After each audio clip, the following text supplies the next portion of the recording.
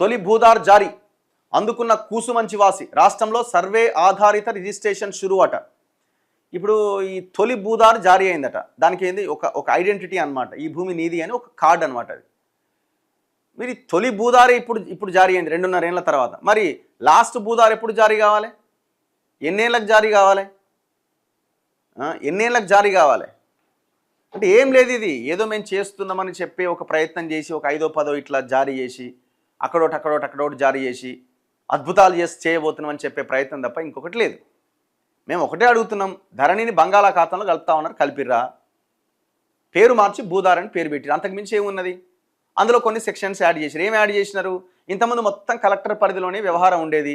ఏ గ్రామీణ ప్రాంతంలో ఒక రైతుకి ఇబ్బంది వచ్చినా కలెక్టర్ దగ్గరికి పోవాల్సి ఉండేది. దాన్ని కొంత మార్చేసి ఎంఆర్ఓకి అధికారాలను బదలాయించారు, ఆర్డీఓకి అధికారాలను బదలాయించారు, కలెక్టర్కి కొన్ని అధికారాలు ఆయన చేతిలో పెట్టారు, సీసీఎల్ఏ కొన్ని అధికారాలు పెట్టారు. అంతకు మించి మీరు చేసిన వ్యవహారం ఏమన్నా ఉందా? మీరు చేసింది ఏమన్నా ఉందా? యాజ్ ఇట్ ఈస్గా ప్రైవసీ ఆప్షన్ తీసేస్తామన్నారు. ఇంకా ఈ క్షణానికి కూడా ప్రైవసీ ఆప్షన్ అట్లనే ఉన్నది. దొంగలు దోపిడీ చేసి భూములు కొని ఆ భూమి ఎవరికీ కనబడొద్దని ప్రైవసీలో పెట్టుకున్నారు. ఎందుకు పెట్టుకోవాలి ప్రైవసీలో? నువ్వు ట్రాన్స్పరెంట్గా నిజాయితీతో నువ్వు కొనుగోలు చేసినప్పుడు పెట్టాలి కదా ఓపెన్గా. ప్రజలు ఎవరు ప్రైవసీ ఆప్షన్ ఎంచుకోలేదే. మొత్తం అంతా సెలబ్రిటీలు, రాజకీయ నాయకులు, సినిమా వాళ్ళు, ఈ దొంగలంతా ప్రైవసీ ఆప్షన్ ఎంచుకున్నారు. ఆ ప్రైవసీ ఆప్షన్ ఎందుకు తీసేస్తలేవు? దీనికి ఆన్సర్ ఉందా మీ దగ్గర? 170 చట్టం ఇవాళ అమలవుతుందా రాష్ట్రంలో? ఎన్ని ఎకరాల ప్రాపర్టీస్ పోయినాయి? అవాక్యూ ప్రాపర్టీస్, అటు కేంద్రంలో ఉన్న వాళ్ళు ఇటు రాష్ట్రంలో ఉన్న వాళ్ళంతా కలిసి అవాక్యూ ప్రాపర్టీస్ని లాస్ట్ 1 ఇయర్ నుంచి లేపుతున్నారు.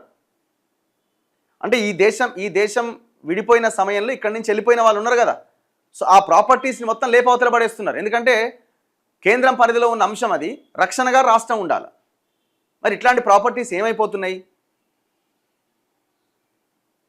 వక్ఫ్ ల్యాండ్స్ ఏమైనాయి? ఇనాం భూములే. అరే ఇవన్నీ లెక్కలు తీయాల్సిన అవసరం ఉందా లేదా? ఒక్కటి చేసి దాన్ని పెద్ద డ్రామా కింద చేస్తారు వీళ్ళు. రాష్ట్రంలో భూ యాజమాన్య హక్కుల సమస్యలు సమసిపోబోతున్నాయట. ఈయన డిసైడ్ చేసిండు, రామోజీరావు బ్యాచ్ అంతా డిసైడ్ చేసింది, సమసిపోబోతున్నాయట. ప్రభుత్వ నిషేధిత జాబితా భూములకు రిజిస్ట్రేషన్ అనేది కనిపించదు. శాశ్వత భూదార్ సంఖ్యతో ఇవన్నీ సాధ్యం కాబోతున్నాయి. ఆ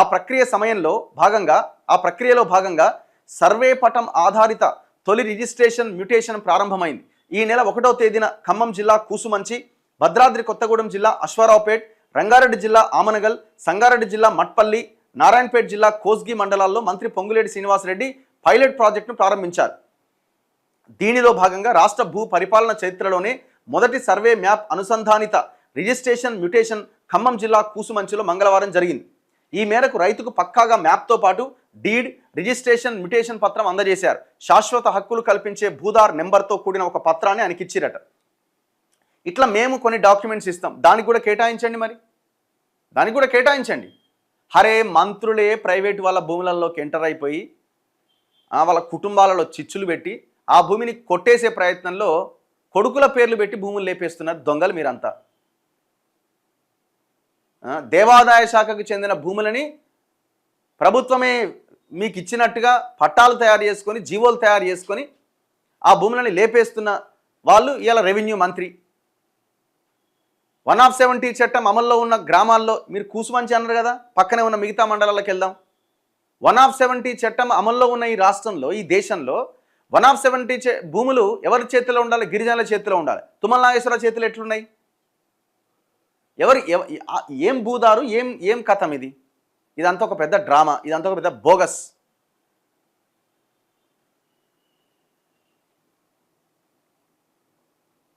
వెలుగుమట్లలో 32 ఎకరాల భూదాన్ భూములు కబ్జాలు చేసిన మీరు మళ్ళీ ఇప్పుడు తొలి భూదార్ జారీ చేసినాం. ఏం డ్రామాలు ఇవన్నీ? తమాషాలు కాకపోతే.